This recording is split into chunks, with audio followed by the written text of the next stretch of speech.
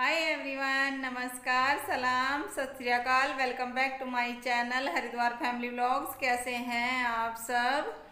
और अभी सुबह का टाइम है, 8:30 होने वाले हैं। अभी 8:30 हुए नहीं हैं और मैं अब जा रही हूँ किचन में ब्रेकफास्ट बनाने के लिए। उससे पहले मेरा सारा काम हो गया है, नहाना धोना, घर की क्लीनिंग सब हो गई है। और ब्रेकफास्ट में बना रही हूँ आज प्याज के पराठे। थोड़ी सी तैयारी मैंने कर ली है, प्याज वगैरह चॉप कर ली है और अब फटाफट से चल के करते हैं तैयारी। नहीं तो सुबह के टाइम ना इतना टाइम नहीं मिलता मुझे, फिर ऑफिस जाने को लेट हो जाएंगे, तो ये तब तक नहाए धोएंगे, मैं ब्रेकफास्ट तैयार कर दूंगी। तो चलिए चलते हैं किचन में, बनाते हैं प्याज का पराठा। तो देखिए पराठे के लिए मैं यहाँ आटा तैयार कर रही हूँ। आटा ले लिया है मैंने और थोड़ा सा डाल लिया है उसमें बेसन। बेसन ऑप्शनल है, डालना चाहें डालें, ना डालना चाहें ना डालें, लेकिन मैं डाल लेती हूँ, फ्लेवर अच्छा आता है इससे भी और पराठे बहुत अच्छे बनते हैं। और फिर एक बारीक कटी हुई प्याज डाल ली है मैंने, बहुत बारीक सी प्याज चॉप की है चॉपर में। हरा धनिया, हरी मिर्च और थोड़ी सी डाली है अजवाइन। थोड़ा सा डाल लिया है धनिया पाउडर आधा चम्मच, और आधा चम्मच डाला है मैंने इसमें चाट मसाला, और थोड़ा सा डालूँगी गरम मसाला।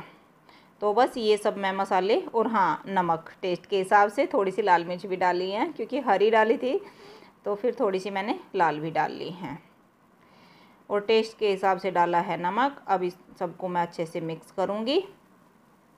और प्याज जितना भी हम बारीक चॉप करेंगे उतने ही अच्छे हमारे पराठे बनेंगे, नहीं तो किनारे ज़्यादा फटे फटे रहेंगे। अगर मोटी प्याज डालेंगे तो बेलने में पराठे को दिक्कत आएगी। तो यहाँ मैंने चॉपर में बहुत ही बारीक सी प्याज चॉप की थी, और बस थोड़ा थोड़ा पानी डाल के इस तरह से मैं आटा तैयार करूँगी। ना ही ज़्यादा थिक करना है और ना ही ज़्यादा थिन करना है, मीडियम आटा हमें लगाना है इसका। जैसा नॉर्मल रोटी का आटा बनाते हैं बस वैसा ही आटा तैयार करूँगी मैं यहाँ। और फिर इसको तैयार होने के बाद 10 से 15 मिनट के लिए, थोड़ी सी देर मतलब रेस्ट के लिए छोड़ दूँगी। तब तक मैं अपना और काम करूँगी। और 10 मिनट के बाद फिर मैंने थोड़ी सी मुक्की लगा ली है आटे में। आटे को अच्छे से सॉफ्ट बना लिया है।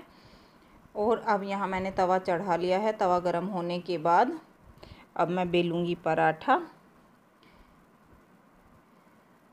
और पराठा बहुत ही हल्के हाथ से बेलना है क्योंकि प्याज है इसके अंदर, तो वो नहीं तो चिपक जाएगी नीचे या फिर फट जाएगा पराठा। हल्के हाथ से पराठा बेलना है, इस तरह से सूखा आटा लगा लगा के।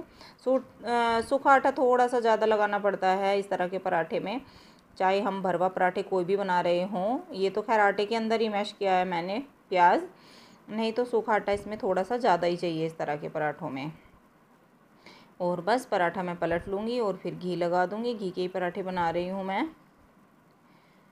और इनको दबा दबा कर अच्छे से क्रिस्पी होने तक सेक लूँगी।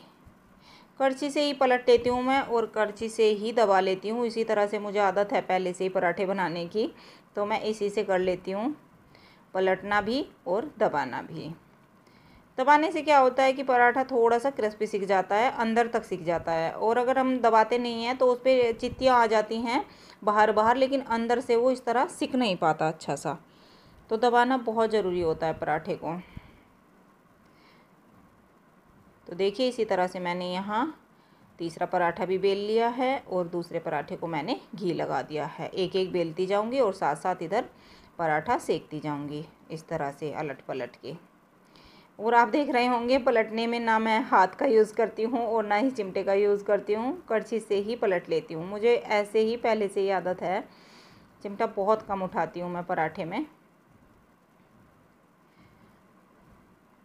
तो देखिए पराठा कितना अच्छा क्रिस्पी सीख गया है। देखिए कलर भी कितना अच्छा आया है बेसन की वजह से, जबकि मैंने इसमें कोई हल्दी वगैरह कुछ भी नहीं डाली है, लेकिन कलर पराठे का बहुत ही अच्छा आया है।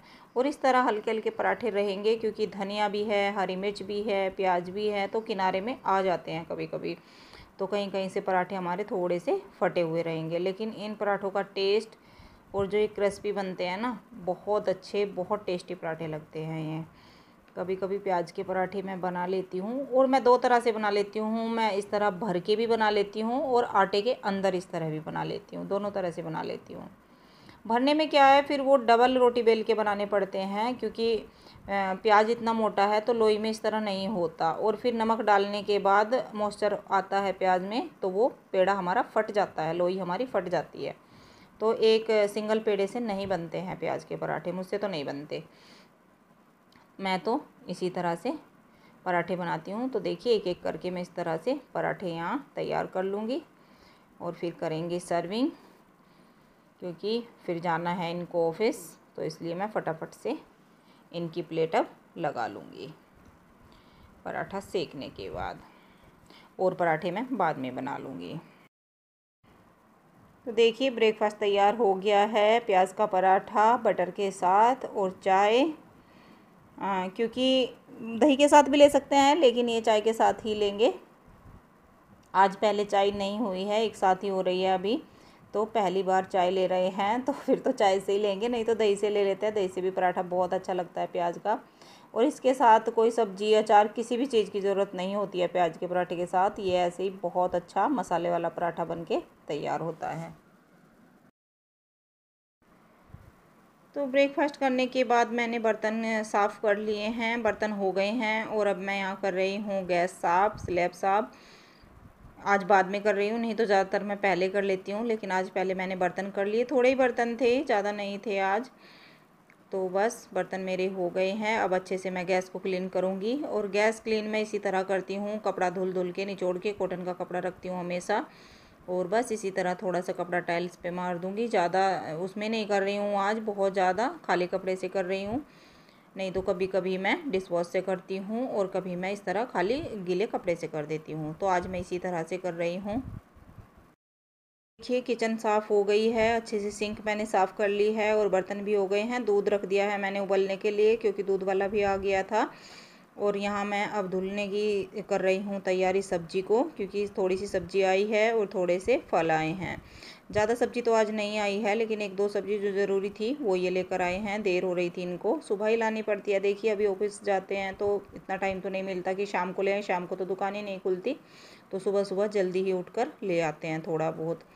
तो आज सब्जी ख़त्म थी, बस एक दो ही लाए हैं क्योंकि देर हो जाती। पहले ये उधर गए थे अपनी दवाई लेने के लिए, इंसुलिन वगैरह इनके ख़त्म हो रहे थे, तो वो लेकर आए हैं, और थोड़े से फ्रूट और सब्जी लेकर आए हैं। तो बस मैं इनको यहाँ अच्छे से धो के रख दूँगी। अच्छे से एक एक फ्रूट, एक एक सब्जी हाथ से रगड़ रगड़ के बहुत अच्छे से,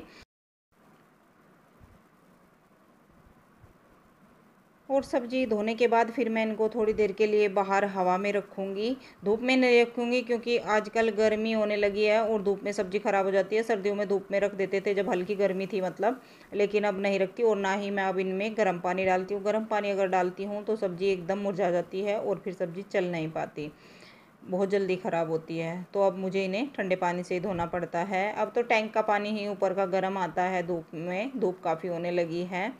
अब मैं इनको ऐसे ही अच्छे से धोती हूँ, और अब इनको बाहर छाँव में, धूप में नहीं रखूँगी, छाँव में सुखा दूँगी पानी सूखने तक। और बस सब्ज़ी मैंने बाहर रख दी है। अब मैं कर दूँगी अच्छे से सिंक साफ़, जो भी सब्ज़ी के डंठल वगैरह निकल गए थे थोड़े बहुत, और थोड़ी सी स्लैब साफ़ कर दूँगी फिर से, क्योंकि पानी हो गया था। और सब्ज़ी मैं हमेशा सुबह के टाइम ही धोने की कोशिश करती हूँ, क्योंकि फिर किचन अच्छे से क्लीन हो जाती है, नहीं तो फिर बीच बीच में पूरा दिन सिंक गीली रहती है। मतलब दोपहर को तो होगी ही, खैर जब लंच वगैरह का काम होगा, लेकिन उसके बीच में मैं इस तरह से थोड़ा सा कोशिश करती हूँ कि सिंक कुछ टाइम तक सूखी रहे, और बीच बीच में मैं वहाँ दूध का ध्यान भी रख रही हूँ। हेलो, कैसे हैं आप सब, फिर से पूछ रही हूँ।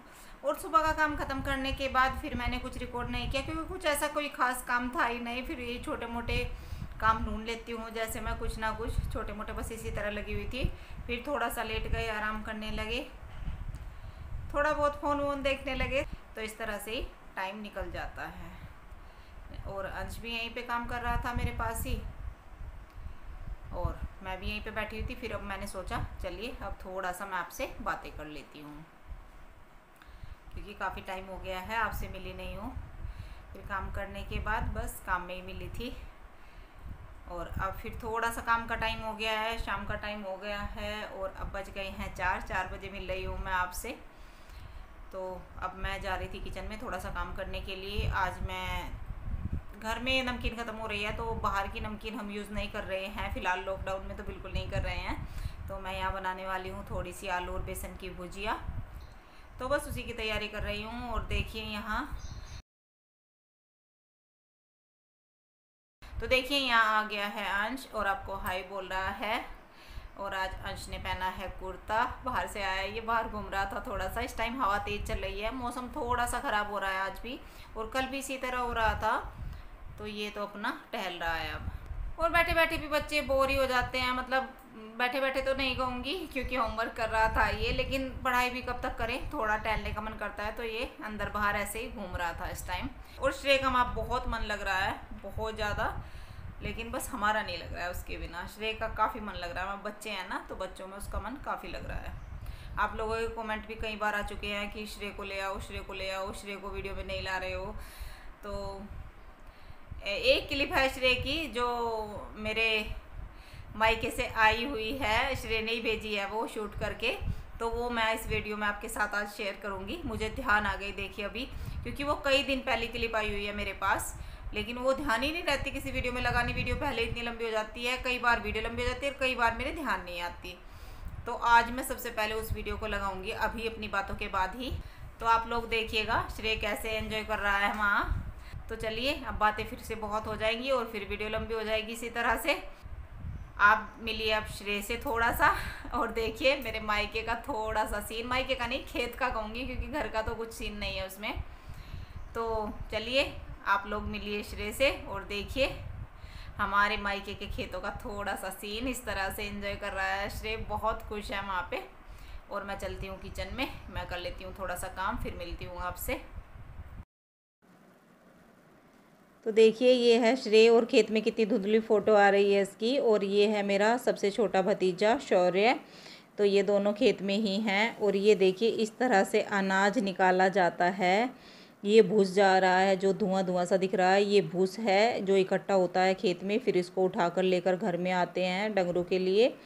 और अनाज अलग निकल रहा है, देखिए जिस तरह ये कट्टे भर रहे हैं, उठा रहे हैं, तो ये अनाज के कट्टे हैं। ये घर जाने के लिए ट्रैक्टर ट्रॉली पर रख रहे हैं।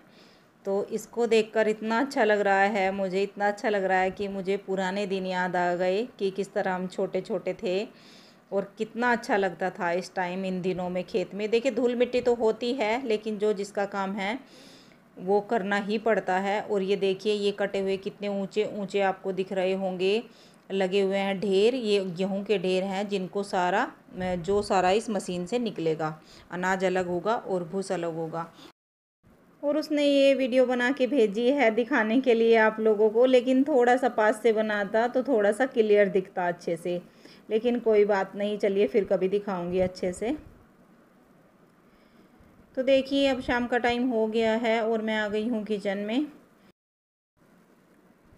और इससे पहले जैसे कि मैंने अभी बताया था आपको कि मैं आज भुजिया बनाने वाली हूँ, तो भुजिया मेरी बन गई है। और यहाँ आलू बॉयल किए थे मैंने, तो 2 आलू मैंने यहाँ ग्रेट करके लिए हैं और उसमें एक बारीक कटी हुई प्याज, हरी मिर्च और धनिया डाल लिया है। यहाँ मैं बना रही हूँ एक ब्रेड की और आलू के कटलेट कह सकते हैं या रोल कह सकते हैं। बना रही हूँ मैं अपने तरीके से, क्योंकि ब्रेड रोल अलग तरीके से बनाए जाते हैं। लेकिन क्या था, मेरे पास ये वेस्टेज ब्रेड बहुत ज़्यादा हो रही थी। जैसे कि मैंने पुडिंग बनाई थी उसकी बची हुई थी, और फिर एक चीज़ और बनाई थी मैंने, उसकी मेरे पास ब्रेड थी। अब ब्रेड क्रम्स भी इतना कहाँ जाएगा, तो मैंने इसका यहाँ ब्रेड क्रम्स तैयार कर लिया है और ये इसमें मिला लिया है आलू में। और ये डिपेंड करता है हमारे डो के ऊपर कि हमें टाइट सा डो तैयार करना है, कम ज़्यादा आप अपने हिसाब से कर सकते हैं। आलू ठंडे होने चाहिए इस रेसिपी के लिए, पहले उबले हुए। और अब मैं इसमें डालूँगी यहाँ मसाले, नमक, 1 चम्मच चाट मसाला, थोड़ी सी लाल मिर्च, और 1 चम्मच डाला है इसमें मैंने पाव भाजी मसाला, इससे बहुत अच्छा फ्लेवर आता है। और अगर चाट मसाला नहीं है तो आप यहाँ अमचूर पाउडर डाल सकते हैं, वो भी यही काम करता है। और अब मैं इसको अच्छे से मिक्स कर लूँगी, एक डो सा इसका मैं तैयार करूँगी। तो देखिए एक टाइट सा डो इसका तैयार हो गया है। अब मैं इसको थोड़ी देर के लिए रख दूँगी। और यहाँ मैं इसको फ्रिज में रख रही हूँ क्योंकि मेरे पास थोड़ा सा टाइम है। मैं बीच में एक और छोटी सी रेसिपी बना रही हूँ, नहीं तो आप इसको साथ साथ भी बना सकते हैं। यहाँ मैंने पानी बॉयल होने के लिए रख दिया है और इसमें मैं डालूँगी पास्ता गर्म होने के बाद, क्योंकि यहाँ मैं वाइट सॉस पास्ता बना रही हूँ। तो उसके लिए मैंने इसमें यहाँ थोड़ा सा नमक डाल दिया है पानी गर्म होने के बाद। और अब मैं इसमें डाल दूँगी थोड़ा सा ऑयल, जिससे कि पास्ता चिपके ना। और अब मैं इसमें ऐड करूँगी पास्ता। देखिए अब इसको मैं चला दूँगी और इसको बॉयल कर लेंगे।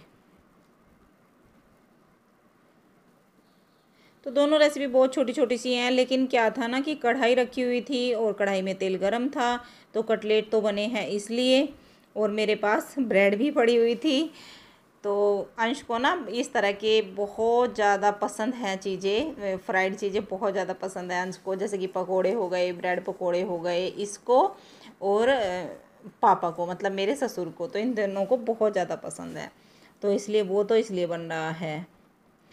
और यहाँ देखिए पास्ता मेरा बॉयल हो गया है और मैंने पैन चढ़ाया है, थोड़ा सा उसमें डाल लिया है बटर। और ये छोटे छोटे पीस मैंने शिमला मिर्च और प्याज के किए हैं, तो इनको मैं हल्का सा यहाँ फ्राई कर रही हूँ। हल्का सा ही करना है, कलर चेंज नहीं करना है इनका, बस थोड़ा सा इनको ट्रांसपेरेंट करना है, जिससे कि हल्के से सॉफ्ट हो जाएं। तो देखिए ये अच्छे से सॉफ्ट हो गए हैं। अब मैं इनको निकाल लूँगी। और निकालने के बाद मैंने उसी पैन में फिर से डाल लिया है बटर। अब इसमें मैं तैयार करूँगी वाइट सॉस पास्ते के लिए। बस ये वाइट सॉस पास्ता बनने वाला था आज, लेकिन वो कटलेट आज कढ़ाई की वजह से बन रहे हैं, क्योंकि कढ़ाई रखी हुई थी, भुजिया बनाई थी मैंने। और भुजिया की रेसिपी मैंने नहीं दी है, क्योंकि पहले मैं दे चुकी हूँ। और बटर गर्म होने के बाद उसमें मैंने डाल दिया है यहाँ 1 चम्मच मैदा। अब हल्का सा उसको मैं भून लूँगी। और भूनने के बाद इसमें डाल दूँगी मैं दूध। दूध मैंने नॉर्मल टेम्परेचर का लिया है, जो ताज़ा दूध आता है वो ही डाल रही हूँ। आधे से थोड़ा सा ज़्यादा गिलास मैंने इसमें दूध का डाल दिया है, मतलब 1 बड़ा कप दूध आप बोल सकते हैं। और दूध डालने के बाद अब मैं इसको अच्छे से मिक्स करूँगी। चलाते रहना है, नहीं तो मैदा है बहुत जल्दी से थिक हो जाएगा। तो इसको चलाते रहना है मीडियम आंच पे, आंच ज़्यादा तेज़ नहीं करनी है। और यहाँ मेरे पास चीज़ स्लाइस थी, तो मैं यहाँ स्लाइस के ही टुकड़े तोड़कर डाल रही हूँ चीज़ के, नहीं तो आप ग्रेट किया हुआ चीज़ भी यहाँ डाल सकते हैं। मेरे पास ये था तो मैंने ये डाल दिया। और ख़ासकर पास्ता बन भी इसीलिए रहा है कि चीज़ रखा हुआ था, तो चलिए कुछ अलग बनाते हैं। तो बस यहाँ मैंने चीज़ को इसमें मेल्ट कर लिया है। और अब मैं इसमें डाल लूँगी सब्जी आप कोई भी ले सकते हैं। मेरे पास बस शिमला मिर्च और प्याज ही थी इस तरह डालने के लिए। आप गाजर ले सकते हैं या जो भी सब्ज़ी आपको पसंद हो, जैसे कि हर पास्ते में मैक्रोनी में हम डालते हैं, तो इसी तरह से। और बस फिर मैंने बॉयल पास्ता अपना इसमें डाल दिया है और मैं अच्छे से इसको मिक्स कर लूँगी। देखिए, और अच्छे से मिक्स करने के बाद अब मैंने इसमें बहुत ही थोड़ा सा डाला है नमक, क्योंकि पास्ता में नमक था पहले से ही। और थोड़ी सी डाल दी है काली मिर्च। और यहाँ आप पिज़्ज़ा मिक्स या ओरिगेनो जो भी आपके पास हो वो डाल सकते हैं। ओरिगेनो मैं बाद में डालूँगी सर्विंग के टाइम। और काली मिर्च मैंने अभी डाल दी हैं। और बस पास्ता हो गया है तैयार। और कढ़ाई मैंने गर्म होने के लिए रख दी है। वैसे तो गर्म ही था, लेकिन अब ठंडा हो गया होगा तेल, वही कढ़ाई यूज़ करूँगी मैं। और यहाँ मैं कटलेट बना लूँगी। हाथ मैंने थोड़ा सा चिकना कर लिया है और थोड़ा सा बैटर ले लेके मैं इस तरह से इसके रोल से तैयार कर लूँगी। शेप आप चाहे इसको टिक्की की दे सकते हैं, कोई भी दे सकते हैं, लेकिन मैं यहाँ इसको रोल की ही शेप दे रही हूँ। और ये रेसिपी बहुत ही क्रिस्पी बनती है, कुरकुरी बनती है। पहले भी मैं इसको बना चुकी हूँ, बहुत अच्छी रेसिपी है ये। आप इसको ट्राई करके देखना। ज़्यादा आलू भी इसके अंदर नहीं है। और यहाँ मैंने लिया है 1 चम्मच लिया है चावल का आटा और 1 चम्मच लिया है मैंने मैदा। इसका मैं यहाँ घोल तैयार करूँगी। देखिए पतला सा घोल इसका हमें तैयार करना है इस तरह से।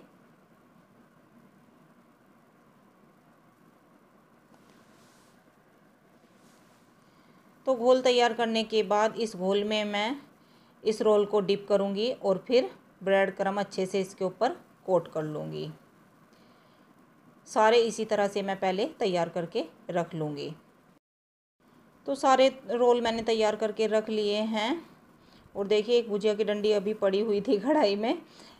तो अब यहाँ तेल गरम हो गया है। अब मैं इसमें डाल लूँगी एक एक करके कटलेट। जितने भी कटलेट इसमें आएंगे उतने मैं इसमें डाल दूँगी।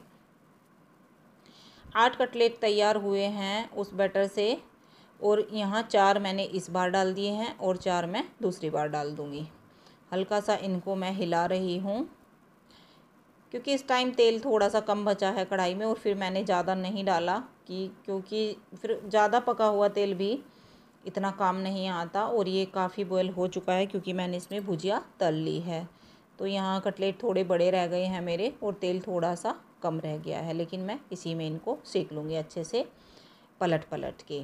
गोल्डन ब्राउन होने तक, एक अच्छा सा कलर आने तक इनको मैं सेक लूँगी। और गैस मैंने मीडियम की हुई है, नहीं तो तेज़ आंच रखेंगे तो ये ऊपर से तो बहुत जल्दी जल जाएंगे लेकिन अंदर से अच्छे से नहीं सिक पाएंगे। अगर हम इनको मीडियम आंच पे फ्राई करेंगे तो ये अंदर तक क्रिस्पी हो जाएंगे बहुत अच्छे से।